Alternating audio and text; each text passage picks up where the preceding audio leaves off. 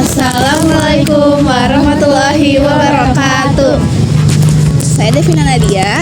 Dan saya Bunga Mediana Azhar. Saya Safira Kansalajaka. Saya Dina Salsabila Sabitri. Kami dari 12/8 akan menjelaskan mengenai pecahan Mesir. Silahkan menyaksikan. Guys, kemarin itu kan aku habis ulangan geografi ya. Tapi ternyata kata gurunya aku tuh salah di bagian ini Mesir. Katanya Mesir tuh bukan termasuk negara maju. Hah? Menurut kalian Kenapa gimana? bukan negara maju? Kayaknya itu deh gara-gara pendapatan kapitalnya rendah. Tapi menurut aku kayak peradabannya nggak sih? Bagus ya. Kan, dari udah ada awal. udah ada Kayak piramida itu kan termasuk keajaiban dunia kan. Kayak di bidang-bidang lain juga itu gitu. bidang pendidikan ada nggak sih? Nah, aku pernah baca tuh ada pecahan Mesir. Pecahan Mesir apa? Hai guys, saya lagi Kita lagi ini bahas tentang Mesir kan. Tadi ada pecahan Mesir tahu? pecahan Mesir. Asal baru dengar apa itu? Pecahan Mesir teh Kayak popornya gitu, sistem matematika, sistem pecahan. sistem pecahan yang dari Mesir udah ada di zaman dulu sebelum Masehi tahu. 1800-an lah. Iya. Wow, itu tuh dari itu tuh buat apa sih kegunaannya? Mereka ngaku. Itu buat apa? Itu tuh pada zamannya dipakai buat hitung kayak ini kan kabisat, tahu nggak sih? Oh iya. Tahun kabisat. Terus kayak ngebagi sesuatu kayak makanan, kayak barang itu sederhana itu juga bisa pakai pecahan Mesir ini. Emang apa sih yang ngebedain pecahan Mesir sama pecahan yang biasa kita pakai? Lebih ke ini sih kayak pecahan Mesir itu digunain buat memperjelas aja gitu lah pembagiannya. Kalau misalnya kita membagi kayak pakai desimal itu kan hasilnya kayak koma-komaan gitu kan. Nah kayak kita ngeliatnya juga pusing gitu, rumit gitu. Jadi lebih jelas lagi pakai pecahan Mesir karena tiap pecahan itu bisa dibagi kayak jadi pecahan-pecahan yang lebih kecilnya gitu. Nah pembilangnya itu 1, jadi kayak super berapa gitu misalkan. Jadi kayak lebih enak aja ngebaginya gitu. Kamu buat apa? Bawa apa? Aku mau kue nih, kalian mau nggak? Mau. Ini tapi cuman ada 3 potong. Atau buat kalian aja deh. Ya jangan dong, jangan juga Jangan. Udah kita terapiin aja tadi ya pecahan Mesir. Iya. Oh kayak gimana? Bisa ya? Gimana caranya? Nah, kalau kita mau ngebagi nih dari 3 ini jadi kita buat berempat kan? Iya. Nah, Terus berarti ini kita bagi dulu nih berapa pecahan yang terkecil yang pembilangnya 1 yang bisa lebih kecil dari 3/4 gitu Oke. mendekati. Nah ada 1/2 kan? Iya. Yang isi 2 ini kita bagi dulu setengah nih. oh jadi ini sama ini dibagi setengah Masing-masing, dulu iya. nanti. Nah, Oke. Kita Terus masing-masing dari kita dapat 1 bagian dari ini setengah. Oke. Ya, nah, Ya, sisanya terus- kan tinggal ini kan 1 kan? Iya, 1 potong nah, ini kita kan? bagi jadi 4 potong. Jadi satu jadi dibagi ini ya? 4, iya. oke. Jadi 3/4 itu 1,5 ditambah 1/4. Mau cobain aku langsung potong? Berarti gini kan? Gini, Nah ini juga. ini setengah, ini setengah. Ya ini kan jadi kita berempat kan masing-masing 1. Oke. Nah ini dibagi jadi Bagi 4 gini. Ya. Aduh. Sama gini. Iya. Oh, oke, paham. Masing-masing dari kita dapat porsi yang sama gitu. Mbak, makasih. Ayo kita makan. Tapi yang kecil dulu ya. Iya, sama. Terima kasih. Oh no.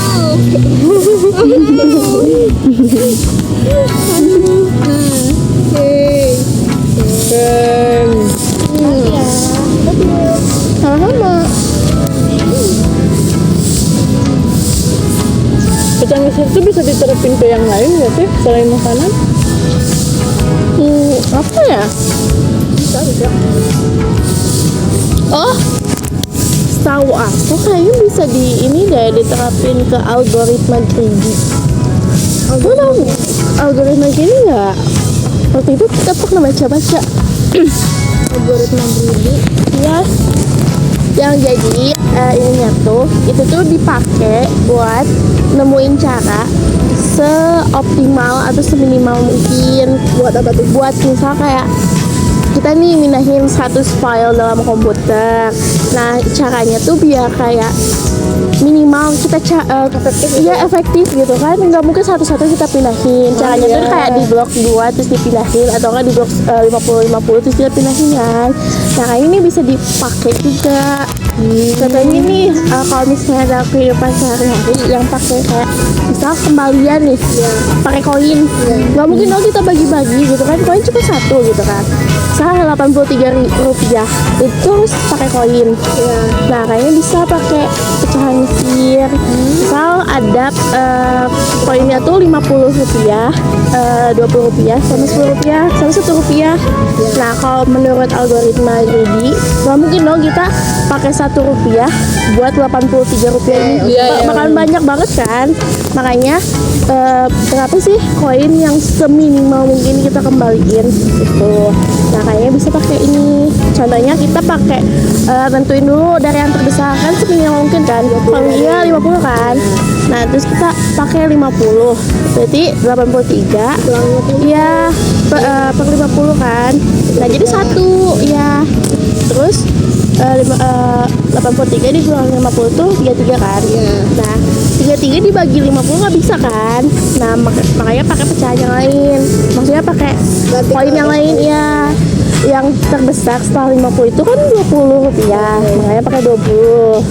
Terus bisa berarti bisa dikurangi 20 ya 13.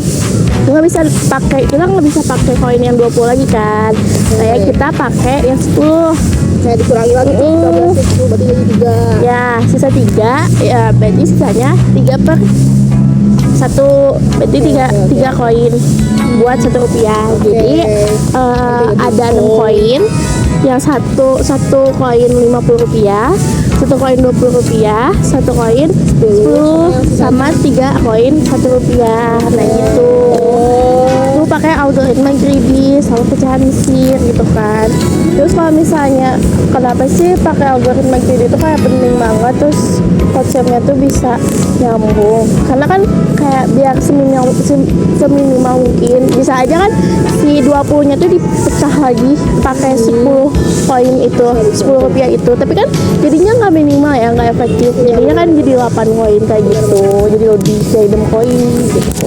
Pecahan Mesir tuh tapi di zaman sekarang masih digunain apa udah nggak digunain atau udah nggak efektif gitu?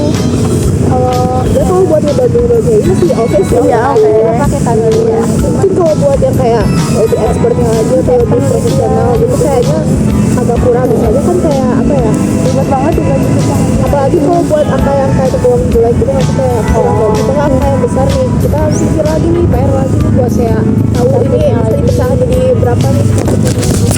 Lebih enak juga. Iya. Kalau sekarang sih saya Berarti Jadi zaman kerjaan- sekarang tuh nggak bagus ya pakai pecahan Mesir. nggak bagus. Kayaknya emang Kurang nggak relevan efektif, nggak ya. relevan. Ya, kurang efektif aja kalau buat sesuatu yang lebih membutuhkan kecepatan dan lain sebagainya. Kesimpulannya, Pecahan Mesir itu merupakan sistem matematika yang pelopornya karena dia tuh muncul sebelum Masehi, yaitu 1800 sebelum Masehi. bedanya pecahan Mesir dan pecahan biasa adalah kalau pecahan Mesir itu dibagi-bagi kan pecahannya. Ya, dari yang ulangannya besar ini jadi dibagi perbilangnya satu, kayak lebih kecil berapa, jadi kayak lebih kelihatan gitu nggak sih kalau buat pembagian. Iya. Selanjutnya, Untuk penggunaan itu pada zamannya pecahan Mesir itu sempat dipakai buat hitung sama kalisan yang masih relevan kan sampai sekarang. Kalau buat zaman sekarang pecahan Mesir itu digunain buat algoritma Greedy. Kemudian juga kayak kehidupan sehari-hari, kehidupan sehari-hari kayak pemotongan kue yang tadi kita dan lain sebagainya. Relevansinya Menurut kita sih sebenarnya pecahan Mesir ini bisa digunakan juga di zaman sekarang, tapi kayak tergantung situasi dan kondisinya. Kalau misalkan dia digunakan buat apa ya, sesuatu yang sederhana kayak tadi pemotongan kue atau lain sebagainya yang kayak ya karena data yang digunakan juga nggak dikit. Tapi kalau misalkan buat sesuatu yang lebih profesional atau expert kayak membutuhkan apa ya, perhitungan data yang banyak, penelitian, dan iya itu sebagainya. pasti proses yang dilalui juga jauh lebih panjang kan kalau misalnya menggunakan pecahan Mesir ini. Maka menurut kita untuk zaman modern ini pecahan mercury ini masih bisa digunakan, masih relevan tergantung situasi dan kondisinya. Sekian dari kami, semoga bermanfaat. Terima kasih banyak. Wassalamualaikum warahmatullahi wabarakatuh.